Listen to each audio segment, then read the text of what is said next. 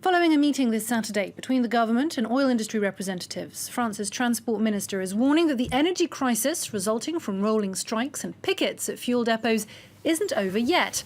This despite police having cleared all but one compound on Friday. Meanwhile, Prime Minister Manuel Valls is standing firm against the hardline CGT union, which has spearheaded the protest movement, sparked by controversial labour reforms. Rochelle Harrison-Pless explains. Scrambling to find a solution to France's fuel shortage crisis. Oil industry stakeholders and representatives from the country's transport sector meet the Prime Minister in Paris. Those at the gathering struck an optimistic tone. The situation is improving. In some regions in France, it's almost returned to normal. In other regions, we are paying close attention, so we cannot talk about the crisis being over.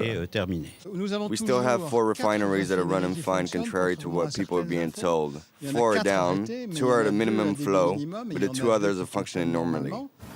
At the heart of the row, controversial labour reforms still in Parliament and being heavily pushed by the government. As blockades and rolling strikes grip the country, the hardline CGT union says workers won't pick up tools at an oil refinery in western France until the legislation is dropped completely. The government needs to listen. The ball is in their court. If they tell us we're going to start over, this will all stop straight away, I guarantee it. But the French president is standing firm and says he won't let protesters suffocate the economy. Meanwhile, there are fears the unrest could impact the Euro 2016 football tournament, which kicks off in less than 2 weeks. The host country bracing itself for continued chaos amid the deadlock. Well, for more on this, let me turn to our guest, economist and energy analyst Raphaël-Homayoun BOROUMAND. Hello, thank you very much for being with us. Pleasure. Is it already possible to cost this ongoing energy crisis and disruption? Actually, the effect on the economy is not so strong enough because it has been only 8 days right now. But if it continues, it will have an impact on the French GDP for sure, yeah. How much of an impact? If we compare it to the crisis in 1995, the impact was 0.05% on the GDP. So it can be at this level, but then there would be a catch-up in the coming weeks that will erase this impact. And both sides, as we've just heard, are digging in their heels. How long can the government hold out, do you think? Actually, there is an escalation of tension right now. So I'm not sure that the meeting that was held today is a good solution. It may be just more a communication strategy. That's right, because the government met here with oil bosses rather than the unions. Yeah, exactly. And instead of doing that, they should start negotiation with the unions and be able to find a solution to the fuel crisis.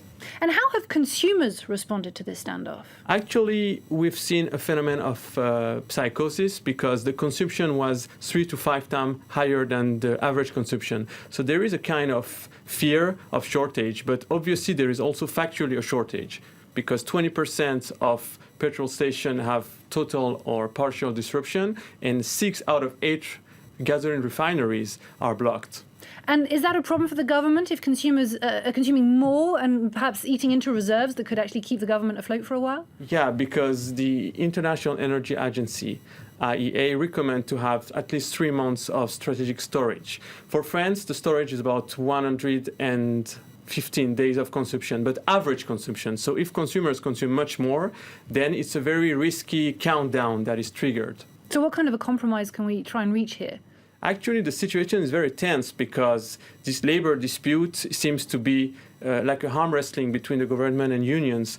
But using strategic storage is an option, but usually the storage have to be used for international oil crisis, not internal labor dispute. So right now we are facing an impasse. Thank you very much for having spoken to us, Raphael. Raphaël-Homayoun BOROUMAND. Thank you.